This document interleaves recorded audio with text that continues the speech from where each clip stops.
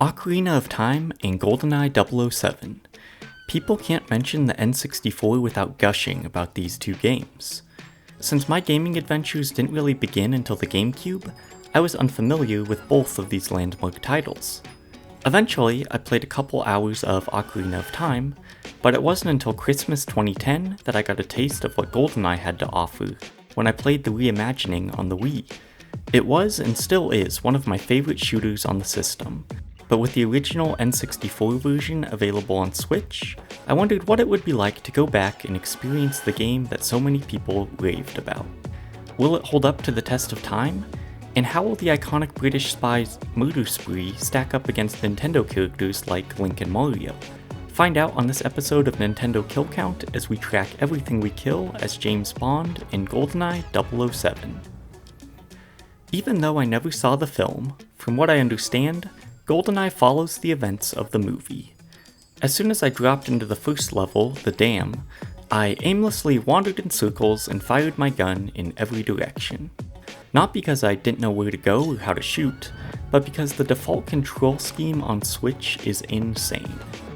Thankfully, a quick YouTube search revealed how to customize the controls to reflect a more modern shooter. Even after customizing the controls, I found it difficult to aim my weapons. During the first couple of levels, I tried using the awkward aim-down sights to place my crosshair right on the bad guys.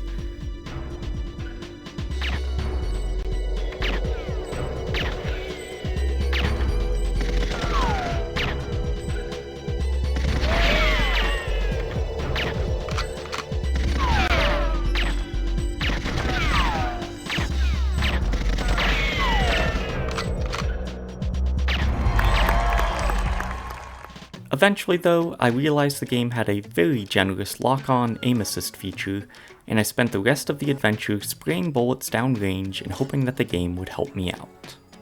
The structure of GoldenEye is similar to other campaign shooters. Most levels have you exploring the various film locations, taking out enemies, and completing objectives. As the famed spy, you also have access to a multitude of gadgets, but at the most basic difficulty level, you hardly have to use them. Speaking of difficulty, one thing that is kinda cool is that depending on what skill level you choose to play, determines how many additional objectives that need to be completed. The mission objectives were simultaneously refreshing and frustrating. At any time, you can check your watch to see what objectives are needed to beat the mission, and I found myself doing this almost every level. This is in large part because there aren't any quest or map markers to indicate how to accomplish them. In my free time, I've been playing games like Assassin's Creed and Horizon Zero Dawn, where the map is littered with quest markers and points of interest. It can be refreshing to return to simpler times where games actually make you engage with the systems and ask you to use your brain instead of just telling you to follow the next quest marker. Now, as you can imagine, this is a double-edged sword because some objectives are obtuse and knowing where to go next can be extremely confusing. Going along with this, some of the items needed to progress, like keys to open doors, can be difficult to find, effectively halting your progress until you somehow stumble across them. Does this encourage exploration? Absolutely, but it also increases your blood pressure as you aimlessly run around the level trying to puzzle out what to do next. For being an older game, the weapon variety is pretty decent, and you can even dual wield some smaller guns. This is a good thing too, because wow, in some areas enemies will not stop spawning. Opening a door, there may be as many as 6 soldiers waiting to turn you into Swiss cheese. Thankfully, I played on the most basic difficulty, so I only died a couple of times. A few other things that stood out to me during the campaign. Your companion on certain levels, Natalia, is complete and utter garbage. She has this nasty habit of running right in front of you just as you were emptying your clip into enemy soldiers. I never killed her, but boy, I was tempted. I know the game is old and I can't criticize it too heavily graphically, but the ending cutscenes of levels are hilarious. They like to show James Bond doing the same thing from multiple angles, and for whatever reason, this just cracked me up. I know back when it released, the split-screen multiplayer was wildly popular, and while it is included in the Switch version, I never tested it. There are also 2 bonus levels I never unlocked, so they won't factor into the kill count. Before I share my final thoughts and highlight my biggest criticism of the game, let's move on to the said final kill count as it will highlight this issue. In total, as James Bond in GoldenEye 007 on N64 on Switch, we killed 245 Russian soldiers, 93 Russian infantry, 4 Russian commandants, 168 Janus Marines, 59 Siberian guards of various flavors, 168 Arctic commandos, 82 Siberian special forces, 166 jungle commandos, 194 Janus special forces, 18 automated guns, and 2 scientists who I panicked and killed in the heat of battle.